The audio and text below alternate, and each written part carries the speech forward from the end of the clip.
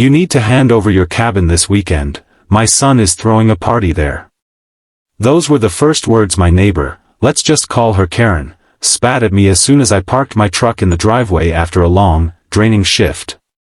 I had barely stepped out, still loosening my tie and dreaming about nothing more than a hot shower and some peace, when she marched across the yard like she was storming into battle. At first, I thought maybe something serious had happened, like an emergency in the neighborhood, but no, she was serious about demanding my cabin. I blinked at her, certain I had misheard, but she kept going, arms folded tight against her chest, lips curled into this smug little smirk that said she believed she had already won before I even answered. Standing right behind her was her son, a college kid who had a reputation in the neighborhood for loud cars, late-night noise, and reckless behavior. He was leaning back on his heels, nodding along to every word she spoke as though my cabin were already reserved in his name. It was surreal, like something out of a bad comedy sketch. The problem is, Karen was infamous around our block. Everyone called her the HOA Queen, because she acted like she personally owned the homeowners association, even though she didn't actually hold any official position. She just liked to meddle, sticking her nose in everyone's business, dropping off complaint notes about trash bins being left out too long or grass growing a little too high. For years, I'd mostly ignored her, brushing off her antics because honestly, life was too short to argue with someone who thrived on drama. But this was different. This wasn't about a garbage can or the height of my hedges. This was my lake cabin she was demanding, the place that meant more to me than anything else I owned. I could still remember the first time my father took me there as a boy. It was a small wooden cabin by the lake, nothing fancy, but it was where we spent summers fishing, grilling, and watching the stars until we fell asleep to the sound of crickets and lapping water. After my father passed, the cabin became even more sacred to me, a piece of him that I held on to. Every nail, every picture frame, every creak of the old wooden steps carried his memory. It wasn't just a property, it was a sanctuary, a connection to the man who had taught me what it meant to work hard, respect others, and protect what's yours. And now here was Karen, acting like it was nothing more than a rental hall for her son's drunken bash. She tilted her chin up, her tone dripping with superiority as she continued, "It's just one night. The neighborhood needs to relax. My son deserves to celebrate. Honestly, it would be selfish of you to keep it all to yourself when he and his friends could make such good use of it." Her words hung heavy in the air, and I couldn't tell if she actually believed what she was saying or if she just enjoyed pushing people until they broke. Her son, cocky grin plastered across his face, added, "Yeah man, you're never even there. We could take care of it for you. Don't be stingy. It's not like we do anything bad." He said that while already pulling out his phone, like he was ready to start sending out invites the second I nodded my head. I looked at them both, stunned for a moment at the sheer audacity. Who demands someone's cabin like it's a given? My boots were still dusty from walking the crime scenes I'd been called out to that day, my eyes still tired from reviewing reports late into the night before. I dealt with criminals, victims, and broken families for a living as the chief of police in this town. I carried the weight of protecting hundreds of people, making sure law and order meant something here. Yet in all those encounters, I had rarely seen entitlement as thick as what I saw standing in front of me now. I forced a small smile, the kind I usually used when interrogating someone who thought they were cleverer than they really were. "The answer is no," I said, my voice calm but firm. "This cabin is not for rent, not for loan, and definitely not for parties." Karen's smile faltered immediately.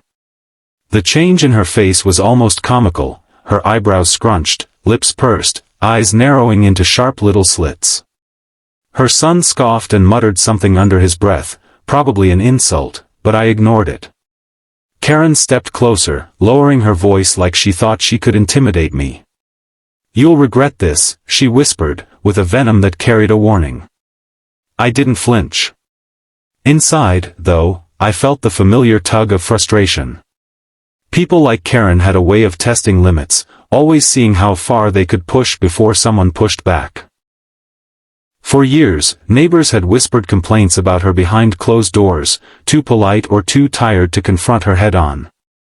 Maybe she thought I would be the same. Maybe she thought because I often kept to myself, spending long hours on duty and quiet weekends at the lake, I'd be an easy target. What she didn't know, or maybe had conveniently forgotten, was that my patience had limits, and she had just come dangerously close to crossing them. As I stood there watching her retreat with her son in tow, I couldn't shake the feeling that this wasn't the end of it. Karen wasn't the type to take no for an answer, not without retaliation. The way she glared back over her shoulder told me she was already planning her next move. Her son laughed as they walked off, and I caught him saying, "Don't worry, Mom. We'll get that cabin anyway." The words echoed in my mind long after they were gone. I stood there in the driveway, staring at the evening sky as the sun dipped behind the trees, and I promised myself one thing: if they tried to touch that cabin, if they dared to cross that line, I would be ready. They thought they were dealing with just another neighbor, someone they could bully into submission. What they didn't realize was that I wasn't just a neighbor, I was the chief of police. And if they came for what was mine, they were about to learn the hard way that entitlement and arrogance crumble fast when faced with justice. Karen's voice dripped with arrogance as she laid out her so-called justification like she was presenting some grand community service. "It's just one night. The neighborhood needs to relax. My son deserves to celebrate. And honestly, it would be selfish of you to keep the cabin to yourself." She said the words slowly, emphasizing each part like she was giving a lecture, as if my saying no was an act of cruelty against the entire neighborhood. Her son stood behind her, nodding along with a smug grin, arms folded across his chest as though I was already defeated. He added, "Yeah man, you're never even there. We could take care of it for you. Don't be stingy. It's not like we'd break anything." The way he said, "take care of it," made my skin crawl, because it wasn't care he was talking about, it was ownership, entitlement. I watched the way his friends circled in the distance, already whispering and chuckling like they were planning the party before I'd even answered. I felt my chest tighten, but not out of fear. It was frustration. How did they think this was acceptable? My cabin wasn't just some empty building waiting to be filled with noise and strangers. It was the place I went when the world became too loud, when the constant calls of my job as chief of police weighed heavy on my shoulders. It was where I found the last echoes of my father's presence, where I could sit on the porch and remember him teaching me how to tie a fishing line, or where we laughed while burning marshmallows too long in the fire. Every part of that cabin carried a memory, and every memory was a treasure. To hear Karen and her son treated like it was disposable, like it was theirs to use simply because they wanted it, felt like an insult not just to me but to my father's memory too. I tried to keep my voice steady as I responded, "This isn't up for discussion. The cabin is mine. It's not available for parties, and it never will be." Karen's fake smile cracked, replaced by a glare sharp enough to cut glass. She leaned in closer, her perfume wafting in the air like a warning signal. "You'll regret this," she hissed. It was the kind of threat people like her loved to make, vague, dripping with menace, but without any actual substance behind it. Still, her tone left no doubt in my mind. She wasn't going to let this go. Her son snickered and whispered something to one of his friends who burst out laughing, which only fueled my irritation. "Look, man, we're just trying to have a good time. You're making it a bigger deal than it is. Nobody cares about some old wooden shack in the woods. It's not even modern. It's wasted on you." That was it. That single sentence made me realize just how little they respected me or the history of what I owned. To them, it wasn't about memories or meaning, it was just a free venue, a place to trash and leave behind. I took a deep breath, letting my training take over. In my line of work, losing your cool meant losing control, and I wasn't about to give them that satisfaction. "You're done here," I said firmly. "This conversation is over." I turned my back to head toward my house, but Karen wasn't finished. "You think being stubborn makes you strong?"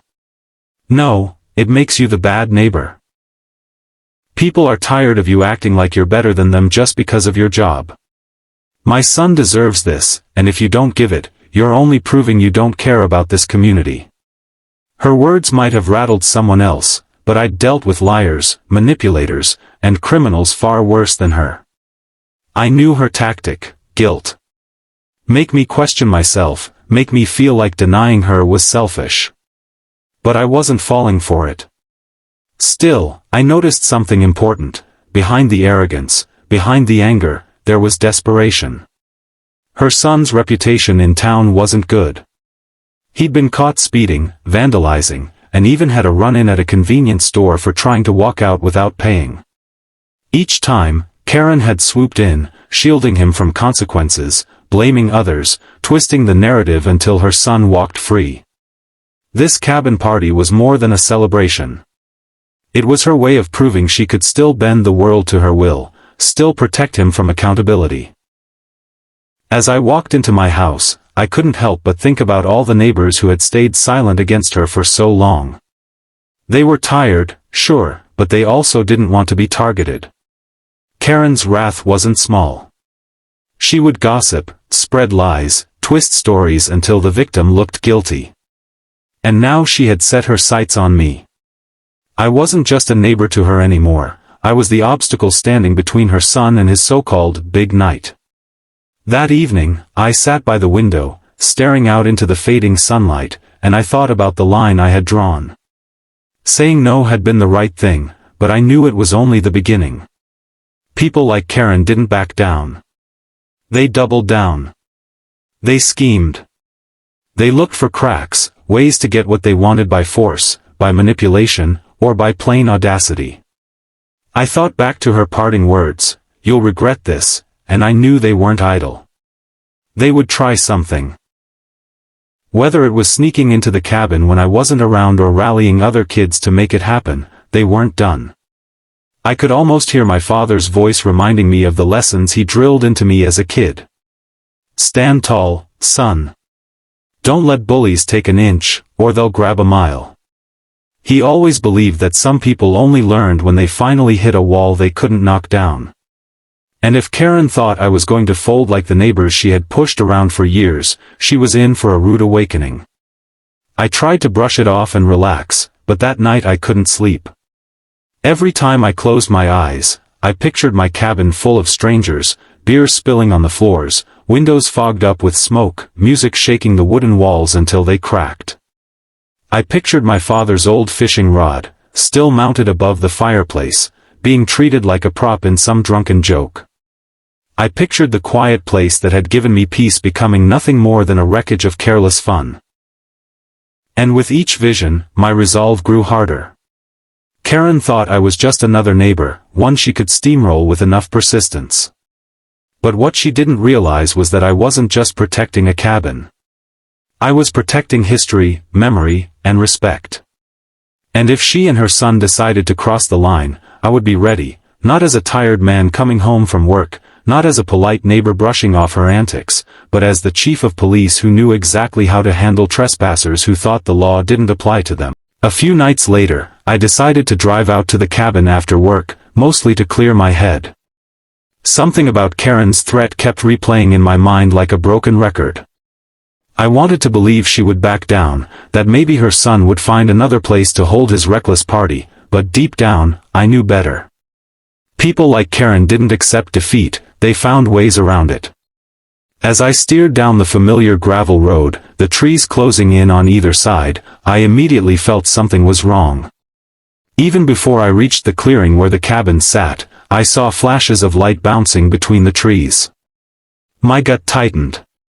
By the time I rolled up, the sound hit me, thumping bass, laughter, shouting voices. It was so loud the windows of my truck vibrated. My cabin, my quiet sanctuary, had been turned into a nightclub. Cars lined the dirt path on both sides, headlights still faintly glowing, beer cans tossed casually into the ditch. I parked and stepped out, my boots crunching the gravel beneath me. The night air carried the sharp tang of alcohol and smoke, so heavy it almost choked me.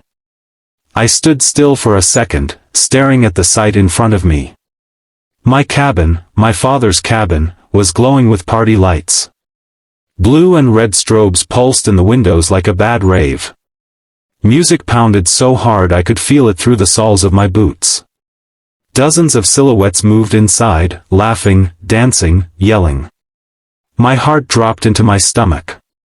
I walked forward slowly, anger simmering just beneath the surface. The porch creaked under my weight, the same porch where my father once sat with me, sipping coffee and telling me stories about his youth. Now it was littered with red cups, cigarette butts, and the smell of weed. I opened the door, and the blast of noise hit me like a wall. Beer sloshed across the wooden floorboards, people were stumbling around like they owned the place, and someone had even spray-painted a ridiculous symbol across the back wall where my father's mounted fishing rod had once hung proudly. My hands curled into fists. The instant a few kids noticed me, the music suddenly cut. The silence was almost more deafening than the noise had been. Dozens of faces turned toward me, eyes widening as they realized I wasn't one of them. Whispers rippled through the crowd. Some froze, cup still in hand, others shifted nervously, clearly debating whether to bolt for the door. That's when Karen's son appeared from the crowd, stumbling forward with a red cup clutched loosely in his hand. His hair was messy, his shirt half unbuttoned, and his eyes were glassy. He gave me this sloppy grin, the kind that said he was way too far gone to realize how much trouble he was in. "Oh, hey, dude," he slurred, trying to act casual. "Chill. It's just a party." He raised his cup in a mock toast. Behind him, a couple of his friends snickered, clearly thinking I was just another angry neighbor they could laugh off. I didn't move, didn't speak for a moment. I just let the weight of my presence sink in. My silence alone was enough to make a few of the kids start shifting toward the door, mumbling excuses. Karen's son, however, wasn't backing down. He leaned against the wall, smirking at me like he owned the place. "Relax, man. It's no big deal. We didn't hurt anything." He waved his hand vaguely, sloshing beer onto the floor. My eyes flicked to the scratched-up furniture, the broken photo frames lying shattered on the ground, the stain spreading across the rug my mother had picked out years ago. Every inch of damage felt like a punch to my chest. I finally spoke, my voice calm but sharp. "Do you know whose cabin this is?" He laughed, the sound ugly and mocking. "Yeah. Mine. Mom said so." The arrogance in his tone lit a fire inside me. This wasn't just disrespect, it was a declaration, an attempt to erase my ownership and replace it with his entitlement. He looked around at his friends, expecting laughter, but instead he got silence. The mood had shifted. Even the drunkest of them could feel it now. Something about the way I stood there, the way my eyes locked onto him, told them this was different. I stepped closer, slowly, deliberately, and the room seemed to shrink around us. His smirk faltered slightly, but he tried to cover it with another laugh. "Look, man, don't freak out. It's just a party. Everyone's having fun. You're overreacting." I glanced around again at the wreckage, my jaw tightening. Overreacting? My father's photos trampled, his chair knocked over, the wooden floor gouged by someone dragging furniture across it. Overreacting didn't even begin to cover what I was feeling. I took another step closer, so close now he had to tilt his head back to meet my eyes. His grin vanished completely, replaced by a flicker of doubt. The silence in that room was thick, broken only by the nervous shuffling of feet. I could see kids exchanging wide-eyed looks, whispering to each other, clearly realizing this wasn't going to end well. A girl in the corner set her cup down on the table, her hands trembling. Two boys near the back slipped toward the door, but froze when I glanced in their direction. Nobody wanted to be the first to run. Karen's son tried again, his voice cracking slightly this time. "Come on, it's not like you even use this place all the time. We just borrowed it." It's not a big deal." His words sounded weaker now, stripped of the cocky bravado he'd had earlier. He was realizing, slowly but surely, that this wasn't going to be brushed off. But even then, even as his confidence wavered, I could see the arrogance still clinging to him, that belief he was untouchable because his mother had always bailed him out. It was the same arrogance that had led him here, that made him think he could break into my cabin, invite half the town, and treat it like his personal playground. And standing there, staring at him in the middle of the mess he had made, I knew one thing for certain: this time, his mother wouldn't be able to save him. I let the silence hang a moment longer, letting him and every single one of his friends stew in it. Then I leaned in slightly, my voice dropping low and steady, the kind of tone that left no room for misunderstanding. "You've made a big mistake." The weight of those words settled over the room like a heavy blanket. Karen's son opened his mouth to respond, but no sound came out. His friends stared at me, their eyes wide, their cups forgotten in their hands. For the first time all night, the reality of what they had done began to sink in. This wasn't just a party. This wasn't harmless fun. This was breaking and entering. This was trespassing. This was destruction of property. And worst of all, they hadn't just picked any neighbor's cabin to mess with. They had picked mine. That's when I reached slowly into my jacket pocket and pulled out the badge I carried every single day of my life. The shiny metal caught the dim light of the cabin, and the moment it reflected across the room, the silence grew so thick you could practically hear hearts pounding. Karen's son blinked at it, his jaw going slack. His drunken smirk evaporated instantly. His friends, the ones who had been snickering earlier, now stood frozen like statues. I held the badge up just long enough for everyone to see before slipping it back into my hand. My voice was calm, controlled, but it carried an authority none of them could ignore. "Not just a cop," I said firmly, my eyes locked on Karen's son. "I'm the chief of police. And right now, every one of you is standing in the middle of a crime scene." The ripple of panic was immediate. A girl in the corner gasped, her hand flying to her mouth. Two boys near the back looked like they were about to bolt out the door, but the weight of my glare froze them in place. Someone's cup clattered to the ground, spilling beer across the wooden floor. For the first time that night, the kids began to realize just how deep they were in. Trespassing, breaking and entering, underage drinking, property damage, the list went on. Their little night of fun suddenly looked a lot more like a path straight into the back of a squad car. Karen's son swallowed hard, his bravado cracking into visible fear. "Wait, you're serious?" His words were slurred, but the panic was clear. You're the chief." His friends started whispering frantically, some of them throwing him dirty looks as if to say, "You told us this was fine. You said your mom handled it." The pressure in the room was crushing him from every side. He tried to straighten up, puffing his chest like he had before, but the confidence was gone. His voice came out shakier than he wanted. Okay, look, maybe we shouldn't have, but it's not that big of a deal, right? We were just hanging out." Before I could answer, the front door banged open. And in stormed Karen. I wasn't even surprised. She must have gotten a frantic call from her son the moment things started slipping out of control. Her eyes darted around the room, taking in the frozen kids, the spilled drinks, and then landing squarely on me. Without hesitation, she launched into full attack mode. "What do you think you're doing?" she screeched, her voice shrill enough to make a few kids wince. "You can't just barge in here and intimidate these kids. They're harmless. They're just having fun." I turned slowly toward her, calm as ever. "Karen, your son broke into my cabin. He threw a party without permission. He's trespassing, destroying property, and supplying alcohol to minors. Do you still want to call this harmless?" My words cut through the air like a blade, and for the first time that night, I saw hesitation flicker across her face. But only for a moment. Karen wasn't the type to admit guilt, not even when it was staring her in the face. She crossed her arms and shouted even louder, "You're blowing this out of proportion. You can't threaten to arrest kids for something so small.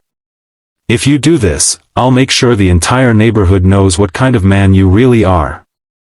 The irony of it almost made me laugh. She was trying to intimidate me with gossip while standing in the middle of a felony crime scene. I stepped forward, my boots echoing on the wooden floor. "This isn't about gossip, Karen. This is about the law. And the law doesn't bend just because you think you're special." I turned my eyes back to her son, who looked like he wanted the floor to swallow him whole.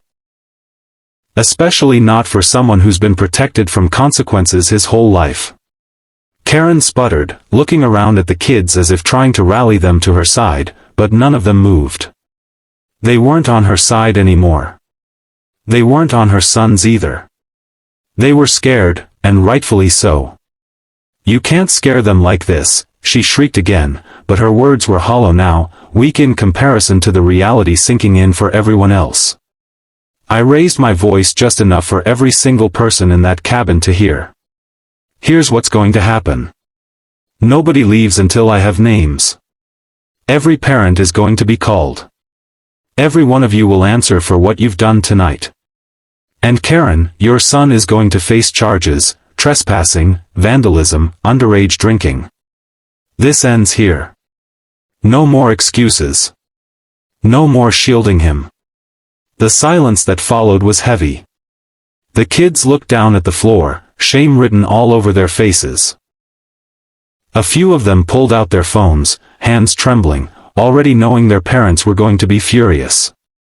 Karen's son looked like he was on the verge of tears, his arrogant mask shattered completely. And Karen? For the first time since I'd known her, she had no words. Her face had gone pale, her lips pressed into a thin line. She couldn't argue her way out of this one. I could feel the shift in the room, the power she once held over these kids, over the neighborhood, was gone. And in its place stood the reality she had been running from: her son wasn't untouchable. Her manipulations couldn't erase the truth. And no matter how loudly she screamed, no matter how many threats she made, the law was the law. I looked around the room one last time, letting the weight of the moment sink in for everyone. "Fun?" I said, echoing her earlier excuse. "No. This isn't fun. This is breaking the law. And tonight, every single one of you learns that actions have consequences." The words hung in the air like thunder, final and absolute. And in that moment, the invincible armor of Karen's entitlement finally cracked. In the end, I made sure every single kid in that cabin faced accountability. I didn't shout, I didn't lose control, but my presence and my authority were enough to get them moving. I lined them up, told them one by one to call their parents, and stood there as the calls were made. Some kids cried, some tried to bargain, others promised they hadn't touched a drop of alcohol. But it didn't matter, if you were there, you were part of it. I took down names, logged every detail. The parents arrived slowly, headlights beaming through the trees, and the looks on their faces when they walked into that cabin told me everything. Anger. Embarrassment. Disbelief. They hadn't realized what their kids were up to tonight, and now they were seeing it firsthand, in my cabin, with me standing there holding my badge in plain view. One by one, the kids left with their parents, scolded, grounded, and shamed.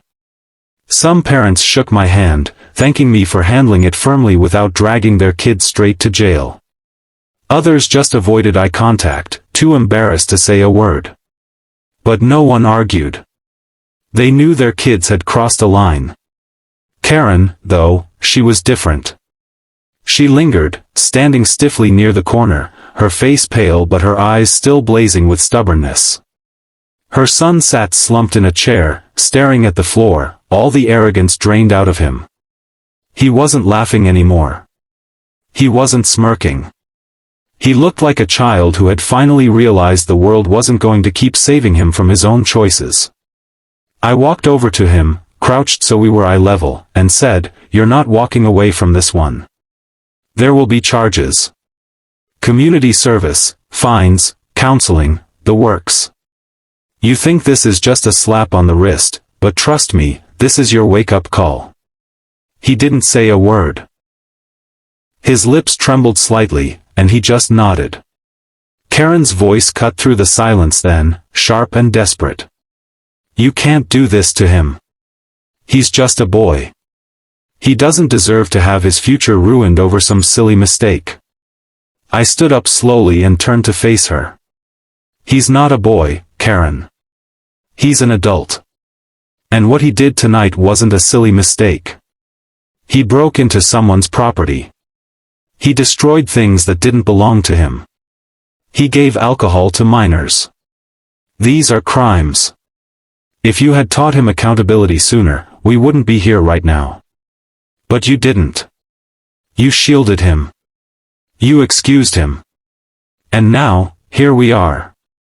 She opened her mouth to argue, but nothing came out.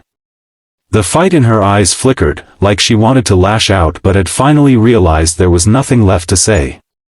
For years, she had lived in a bubble where her son could do no wrong, where she could shout down anyone who dared to oppose her. But tonight, that bubble had burst. Her son wasn't untouchable. And she couldn't scream loud enough to silence the truth.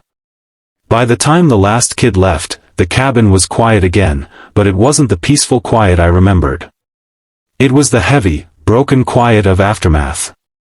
Beer soaked the floors. Broken glass crunched under my boots. The walls smelled of smoke. My father's picture frames lay shattered in the corner.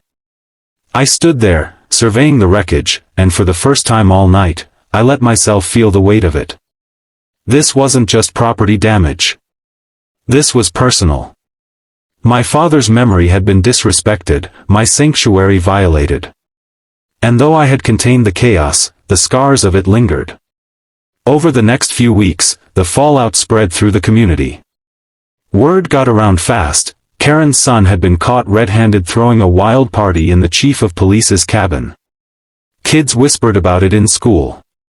Parents used it as a warning to their children. And Karen, once so loud and overbearing at every HOA meeting, grew noticeably quieter. She didn't strut around the neighborhood with her usual smugness. She didn't deliver complaint notes anymore.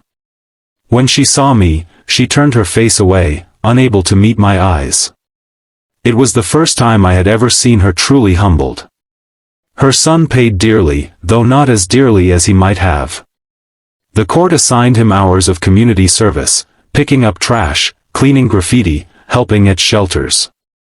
He was fined heavily, and because I pressed for counseling, he had to attend mandatory sessions where, hopefully, he'd learn the responsibility his mother had failed to teach him. It wasn't about ruining his future. It was about forcing him to finally face reality. I saw him a few months later, walking home in his community service vest, head low, no smirk on his face. For once, he looked like someone who understood consequences. As for me, I spent weekends repairing the cabin.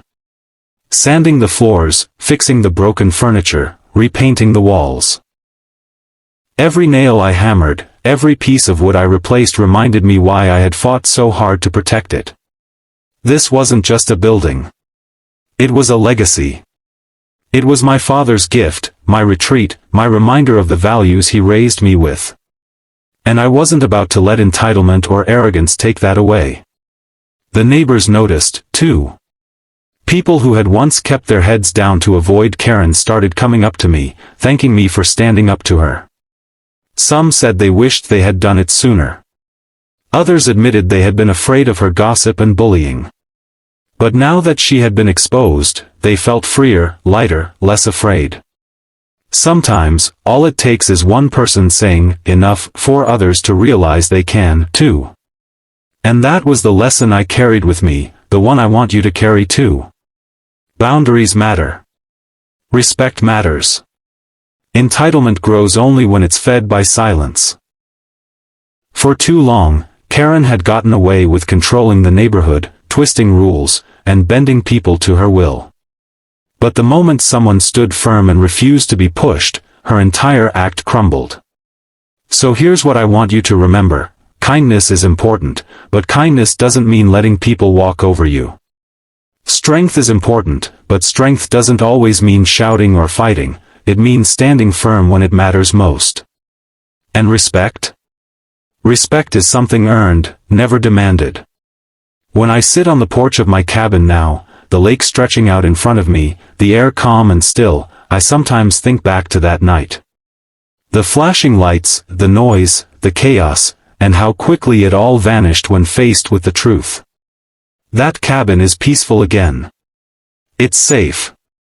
And every time I look at it, I feel a renewed sense of pride, not just in my father's memory, but in the lesson that was taught that night.